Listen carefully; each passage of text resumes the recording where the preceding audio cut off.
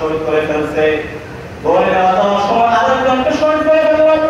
4 জন সাহাবীকে শহীদ করার পর হযরত খুবাইব রাদিয়াল্লাহু তাআলা মুখে যখন হত্যা করার জন্য পাহাড়ের উপর নিয়ে যায়, আহারে ওই কাফেররা কত আনন্দ করতেছে, একজন মুসলমানকে মেরে ফেলবে তাদের কত আনন্দ, কত নাম, কত ধুমধাম পাওয়া যায়। আহারে খুবাইবকে হত্যা করে ফেলবে, আর কাফের আনন্দ শেষ নাই। হযরত খুবাইব রাদিয়াল্লাহু তাআলা শেষ ইচ্ছা করে তাদের রাস্তা করলেন, আমাকে 2টা নামাজ আদায় করার জন্য দেন, আমাকে 2 রাকাত নামাজ আদায় করার জন্য দেন। কাফেররা বলল ঠিক আছে তুমি 2 রাকাত নামাজ আদায় করো।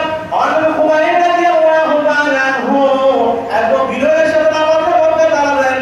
খুবাইব রাদিয়াল্লাহু তাআলা নামাজের দৃশ্য দেখতেছেন এমন সাহাবীরা একটু করে জানাকে ফাঁসি দেওয়া হবে, তার গর্দান ফেলে দেওয়া হবে।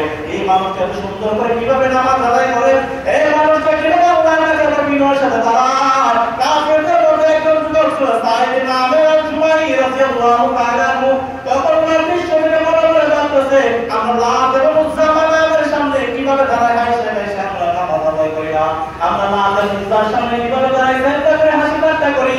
মূর্তির সামনে দুনিয়া যত মূর্তি হোক সমস্ত মূর্তি পূজারে সুন্দর করে তাদের মূর্তি আদায় করে না, যত মূর্তি পূজারি হোক কোন মূর্তির সামনে সুন্দর করে তারা মূর্তিকে চেষ্টা করে না।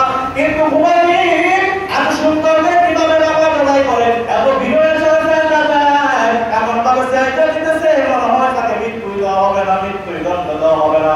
যখন তিনি খুবাইবকে মৃত্যু দণ্ড দেওয়া সাঈদ ইবনে জুবাইর বাসার মধ্যে আসলেন, বাসার মধ্যে আসার পর হাতে ঘুমায়, চিন্তা হলে একটা মানুষ এত বিনয়ের সাথে কিভাবে নামাজ আদায় করলো, নিশ্চিত যে মালিকের নামাজ আদায় করবো সে মালিক নিশ্চয় আল্লাহ। সাথে সাথে ভিতরে চলে আসলো ভয়, আল্লাহর ভয়। সাথে সাথে সকাল হয়ে আল্লাহ নবীর দরবারে যাইতে হয়, ইয়া রাসূলুল্লাহ, ইয়া হাবিবাল্লাহ, আপনার সাহাবী খুবাইব দিন শিক্ষা দেওয়ার জন্য কবিরা আন্দোলন দিকে যাচ্ছিল, প্রতিপক্ষে আমরা তাকে হত্যা করে ফেলছি রাসূল। আজকে আমরা আপনাদের সামনে আপনার খুবাইব এত সুন্দর ভাবে নামাজ আদায় করলো, এত বিনয়ের সাথে নামাজ আদায় করছে, যে দৃশ্য থেকে আমি আপনার কাছে ইসলাম গ্রহণ করার জন্য চলে আসলাম।